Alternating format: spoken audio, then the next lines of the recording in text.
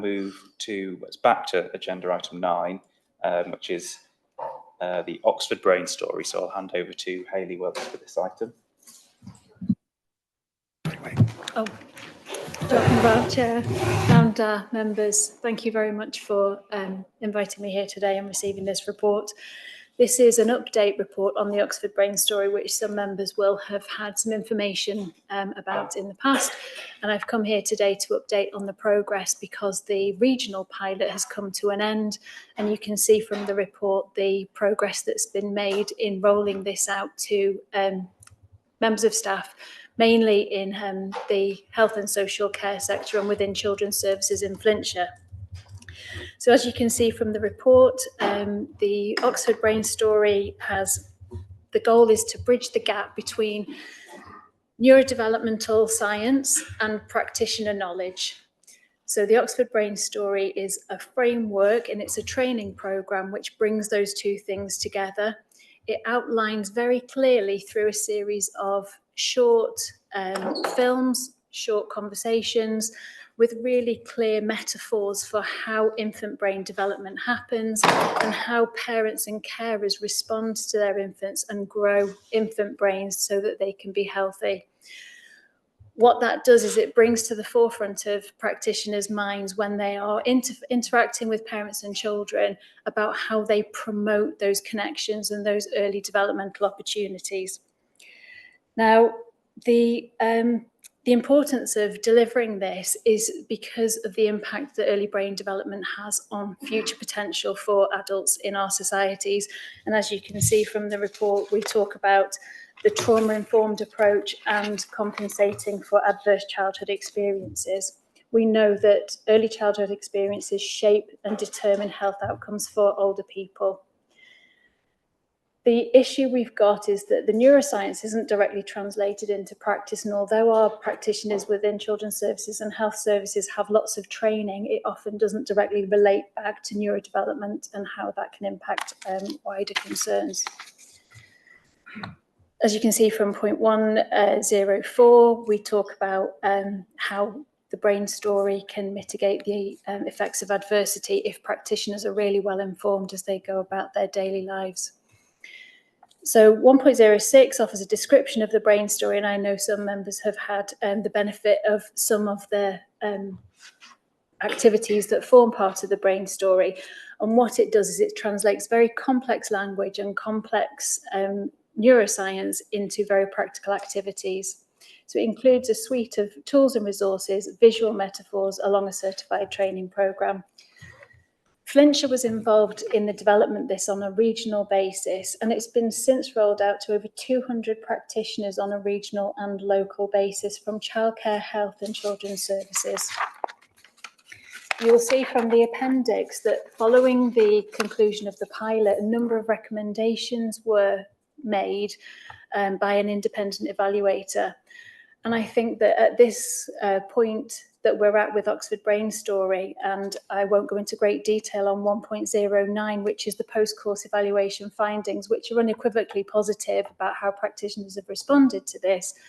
I think at this point in time, we'd like to understand how this is best going to be implemented within Flintshire, as well as on a regional level, because the local feedback that we've got is that this could be a really useful tool in developing Flintshire's practitioners, as well as the wider goal of making sure this is continued on a regional basis. So we've got really, really clear responses. Most of the attendees rated the training 9 out of 10 or higher, and their goal was to implement it in their daily practice. It does really align well with the Wellbeing of Future Generations Act. And because this again is a focus on prevention, long-term outcomes and collaboration, we really want to embed this within the service. And just talking about resources, it brings multi-agency teams together for a very, very cost-effective way of delivering this. In terms of strengthening early childhood practice, I'd also like to point out that this is very relevant to the first 1,000 days, and we hear a lot about that. But if you go into the detail of the research and the report, you'll see that this is applicable to many of children's life's transition. So any time where children are having a transition between circumstances, or particularly where there are opportunities for brain development, such as in sort of 7 to 8 year olds, 14 and 15-year-olds, the research is just as applicable there. The long-term community benefits are outlined in the research and the report that I've shared with you. It's really proactive in shaping the development of long-term skills, and also in potentially shaping how families in Flintshire grow up with us and with our services. We want to see really clear benefits from this, and what we think is that this will be really effective rolled out on a wider scale to more practitioners, not just those involved directly with very young children.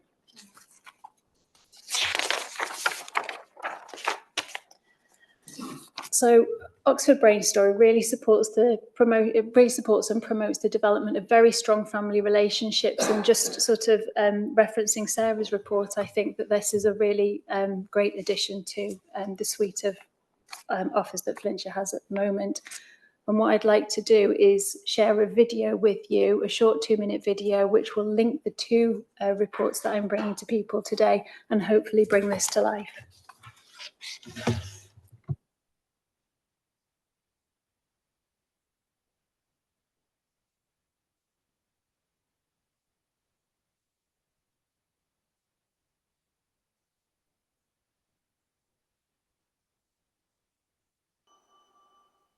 When we're born, we don't have a guide for handling all the feelings we encounter.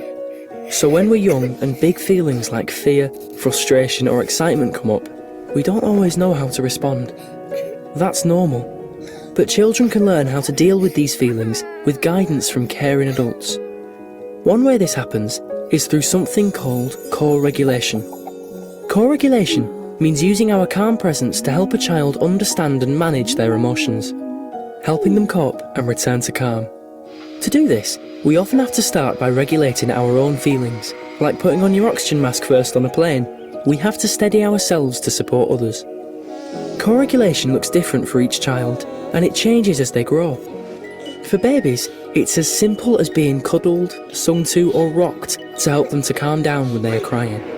For young children, it could be talking through their feelings, giving them space to calm down, or just sitting and breathing together until the storm passes. It's not about trying to squash the feelings. It's okay for children to feel sad, scared or angry at times.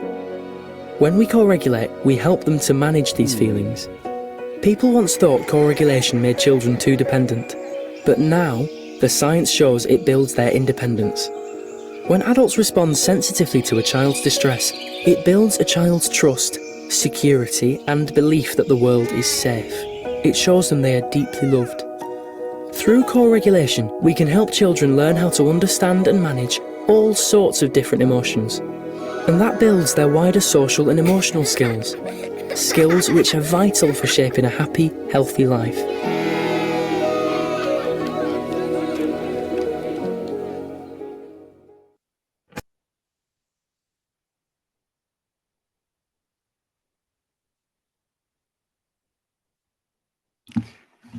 Thank you, Hayley. I'll open up to any questions from members.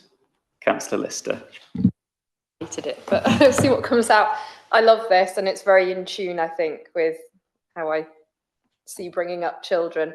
I was just wondering, like, it's brilliant, isn't it? And it's obviously an approach, and it would be really beneficial for teachers, childcare workers, everybody. Is Flintshire's role in this to provide that training?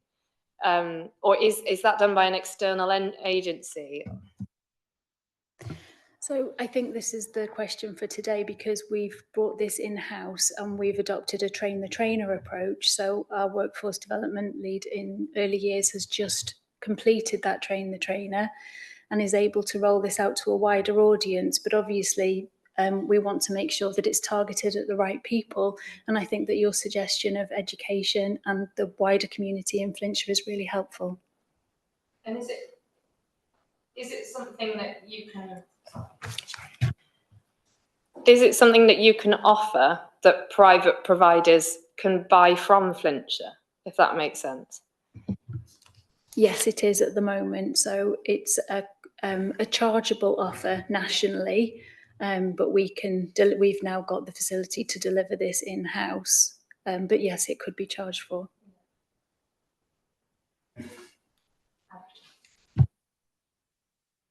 Councillor Mackie. Yeah, thank you, Chair. So we came and looked at it, didn't we? And we did it. The only trouble was, I think I'm the only member of the committee. I think you've been to it, haven't you? Yeah. But I think I'm the only one who's still on the committee.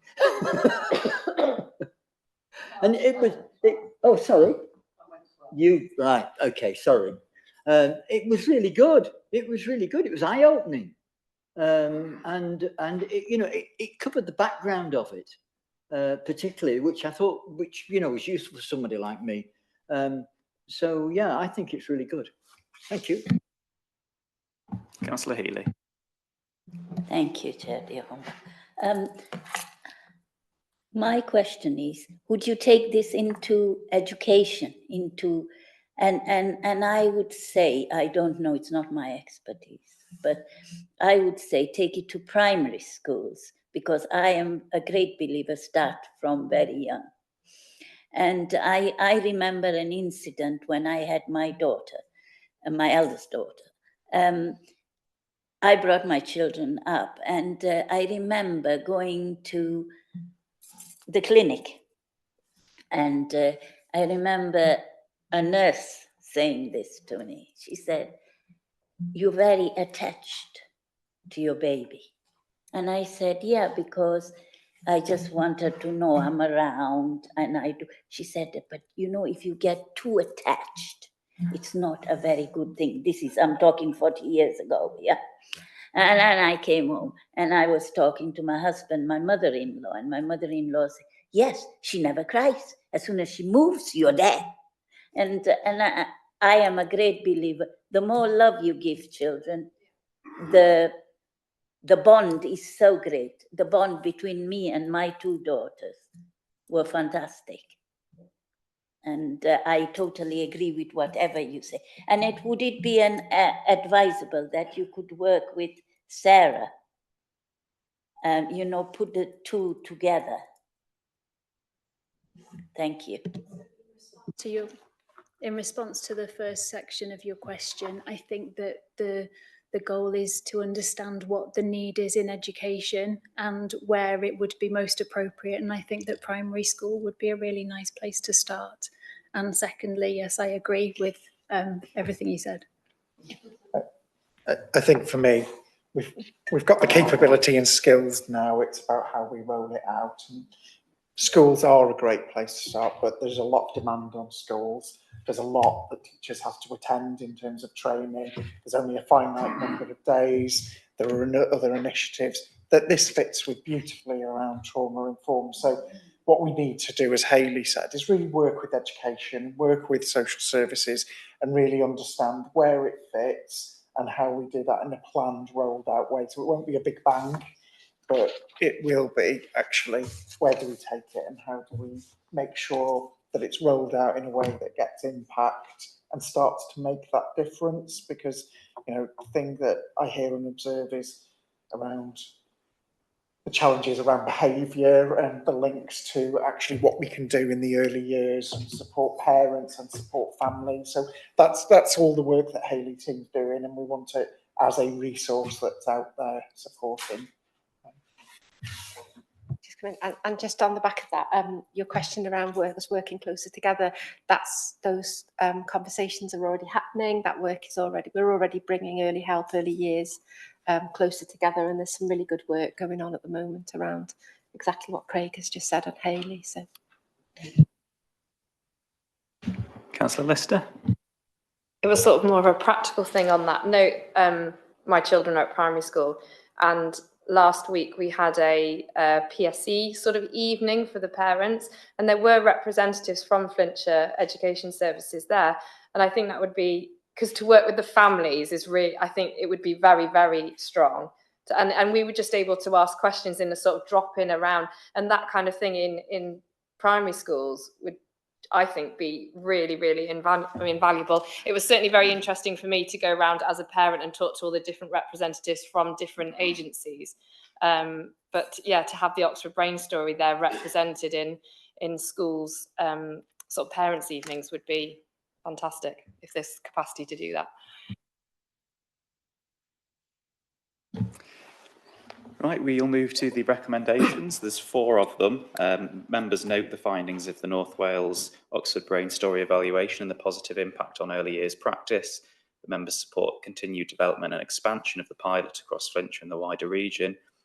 Members support the development of an approach that integrates OBS training into induction processes for new staff, and that members note ongoing awareness raising and dissemination of OBS findings across North Wales services. So do I have a mover for those? Councillor Healy, Councillor Lister to second. All those in favour? That's everybody. Thank you very much. And we'll move on to the final agenda item, which is agenda item 12. And again, this is with Hayley, and it's the development and impact of speech, language and communication support in early years services. Thank you, Chair. So I'm moving on to reference speech, language and communication services in Flintshire, and they are not separate from the item that I've just discussed. They're very integrated.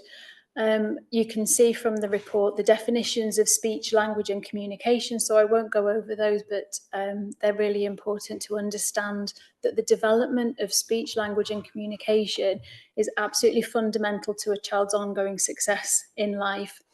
And the point I'd really like to emphasise from the summary is that parents and immediate caregivers are the most important people in a child's life when it comes to language development.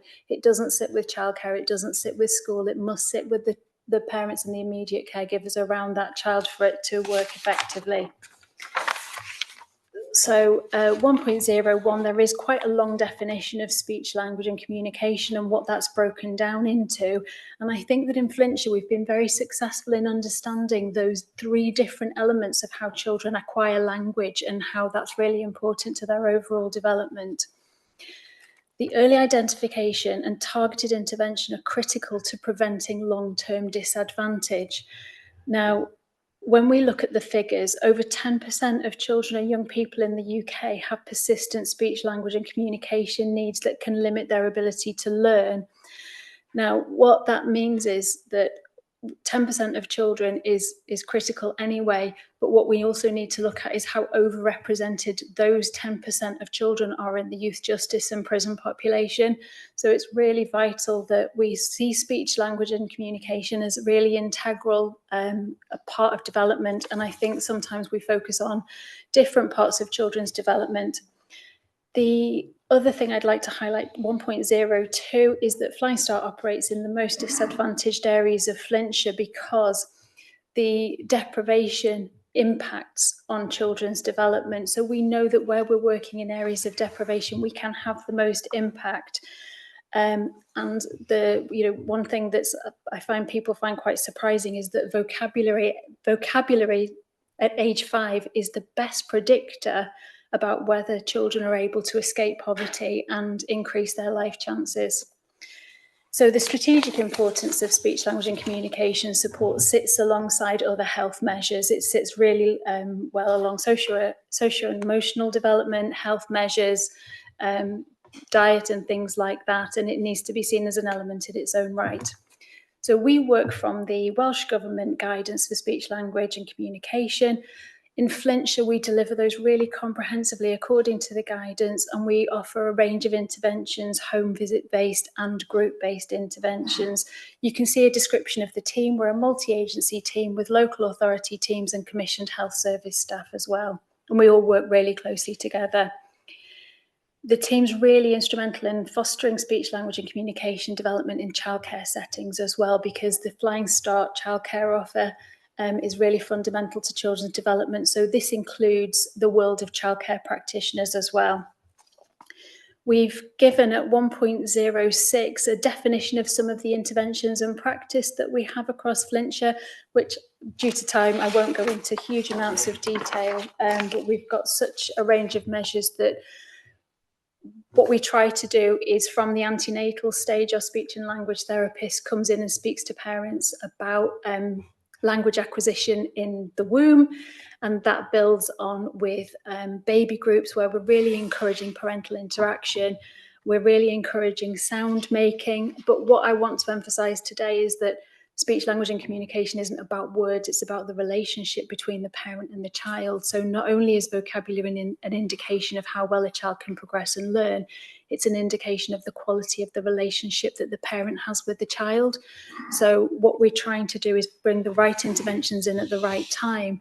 And this is really true for cases where children are potentially on the child protection register if there are safeguarding concerns, because where that relationship with the parent, between the parent and the child isn't brilliant, we know that we can do work to support that.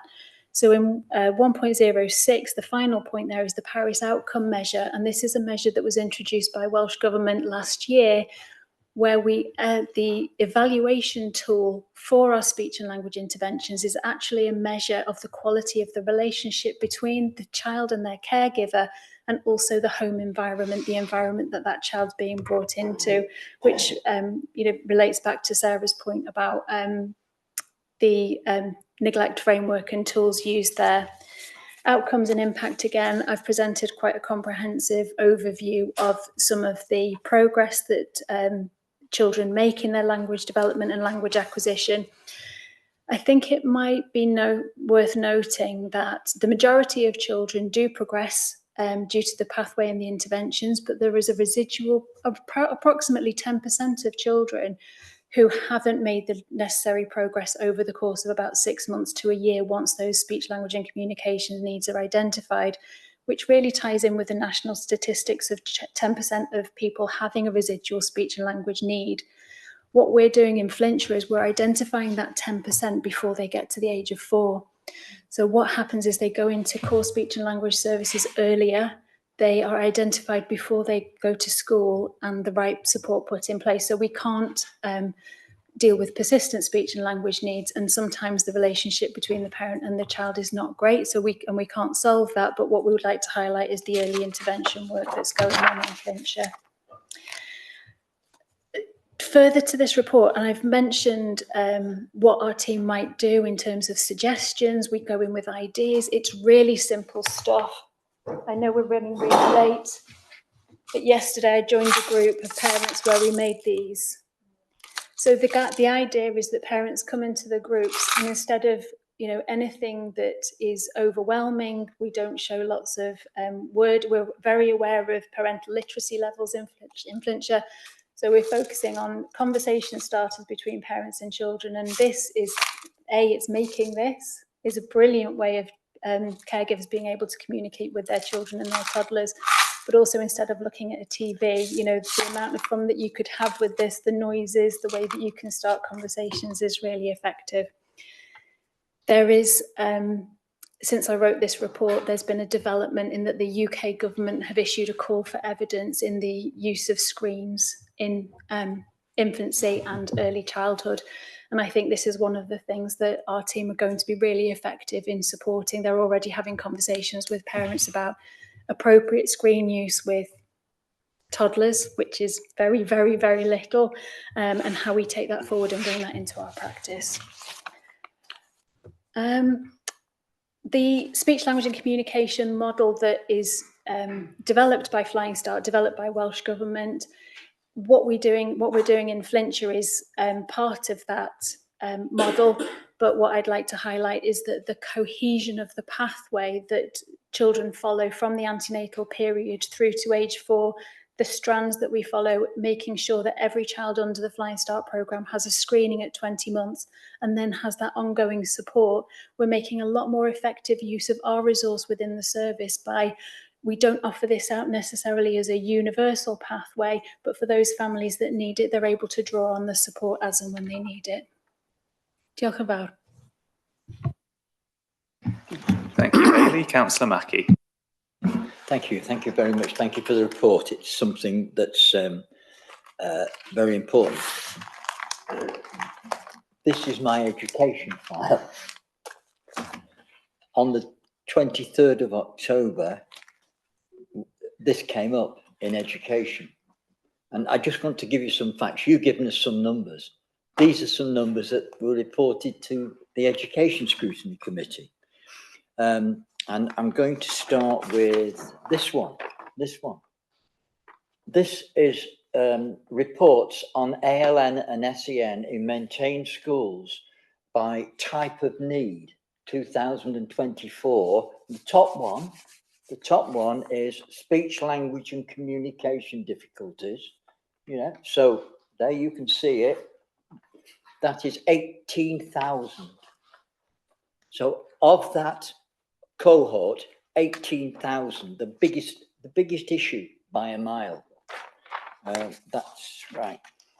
This is a table produced by Youth Justice. You mentioned Youth Justice, and here you've got all the various issues that their clients exhibit. 38% of children and young people presented with speech, language and communication needs. So, I mean, this is supporting what you've said. But the really interesting thing was this comment within the report. It said, to embed speech and language therapy into every youth justice team, and as the provision of such services within youth justice is not statutory, health boards in Wales do not currently have dedicated staffing or funding to resource to provide it, which I thought, when you look at the other things I've shown you, was absolutely terrible, because clearly it's a vital situation, a vital matter, something that we've got to get to terms with. And obviously the authorities decided that it's going to do it itself. But so the question I'm coming to, I'll get there in the end, is that it's not, is it just, you said it's just Flying Start, and I'm not quite sure what you said about universal provision of this. So that's my question. Thank you, Councillor. It's a very pertinent question. The speech, language and communication offer in Flintshire is based around Flying Start, which, as you are aware, is postcode targeted. If I just draw your attention to, I'm really sorry, I've lost which point I need to refer to, but any child in Flintshire can be referred in for speech and language for the support that I've described, either by a parental self-referral or by a health visitor or by a childcare setting. And what I've tried to highlight, you'll see a table in 1.09 is the increase in referrals for speech, language and communication that are coming in from our own areas, but also from our outreach service as well.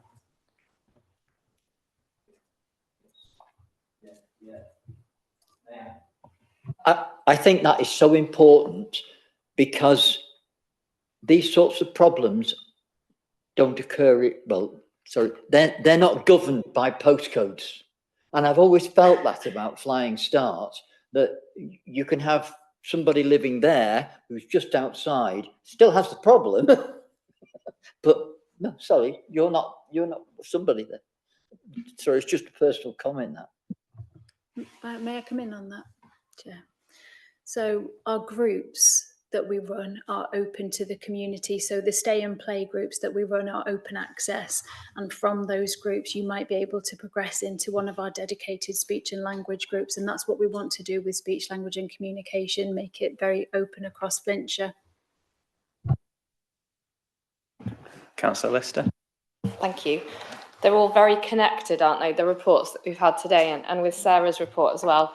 And I do feel really strongly that this is an investment, isn't it? It's something that the local authority has to prioritise. If we want to lift people out of poverty, we need to improve their language. We need to support our most vulnerable children. And I just think we all need to bear that in mind when we make the decisions that we have that responsibility for. I did just have one question. And it was when I had my children before COVID, there were an abundance of toddler and parent groups to go to, singing and all the things that bring on language. And there was obviously a huge hiatus, which has probably had a massive impact now on children that are 5, 6, 7, isn't it? And their language. Are you seeing that? and have we been able to recover those groups?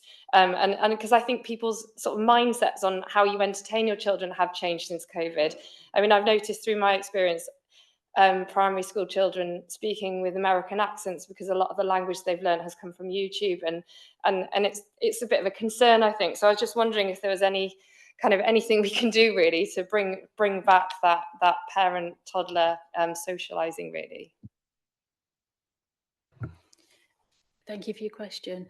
Yes, our goal, well, my goal in bringing this here today really is to raise that awareness and to let you know that we've got those informal groups running throughout Flintshire, where parents can come on a weekly basis. And what we're trying to do is promote that right from the baby groups that we run, and they are all open access.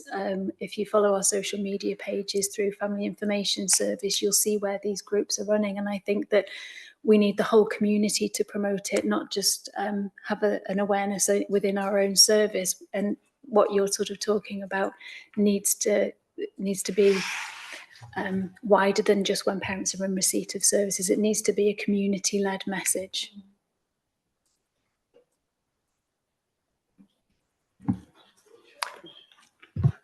Do any other members, or would any other members like to ask any questions of Councillor Healy? I just would like to say this is what I've heard here. It's fantastic. We have to let this go. And I must say, we cannot cut education and social care anymore. This is me. We can't cut this anymore. This is the young people of tomorrow. Next thing I just wanted to say is, I forgot now. Do you go to, how can I say, play groups? And do not forget the rural areas. Rural areas is very isolated, and like it's only like very small play groups. Like in my area, Hope, it's a play group in the hall there, in the church hall, and it must have only about 10 children and that, but please don't forget the rural areas as well. Thank you.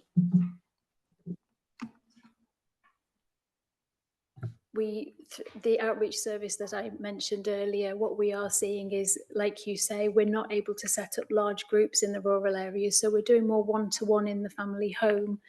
But we are looking for opportunities to run groups in Hope and Fly, and also in, we've got the other side of the county as well, in Gronant and Pennaforth, where we're finding that families are wanting this support. Thank you. Councillor Jones. Diolch. Just to say, I mean, Flying Start, we've always been the front runner on it, haven't we? It was developed in Flintshire. Carl Sargent brought it here. Our first one was Brindeva in Connors Quay.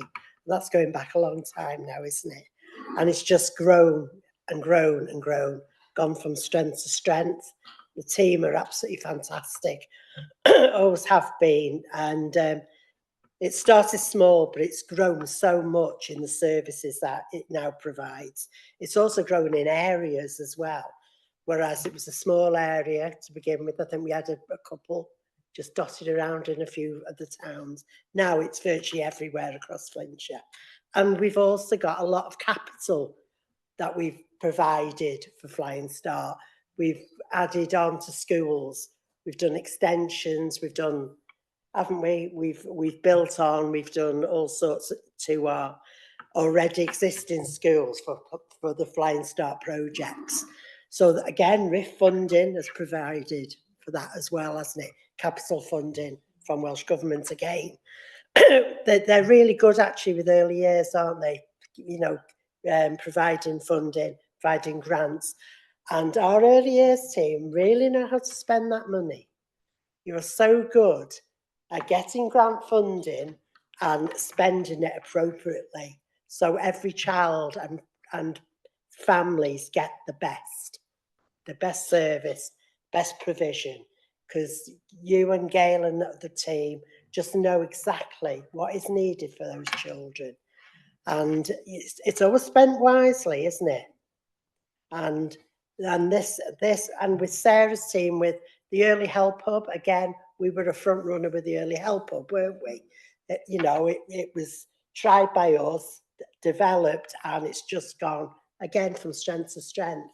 And our early years provision in Flintshire is second to none. It is our children and our young children, babies, toddlers, school age, are so well looked after and well cared for. And this is a brilliant report, and I've really enjoyed listening to you again, Hayley. As always, you're so professional and you really know your stuff, don't you? You're absolutely amazing. And I've really enjoyed this afternoon. So thank you. And the Oxford Brain story, I think that's just something we've got to run with, isn't it? We really have. But Flying Star, we've always supported it, and we will continue to, won't we? Because it's been our baby, hasn't it?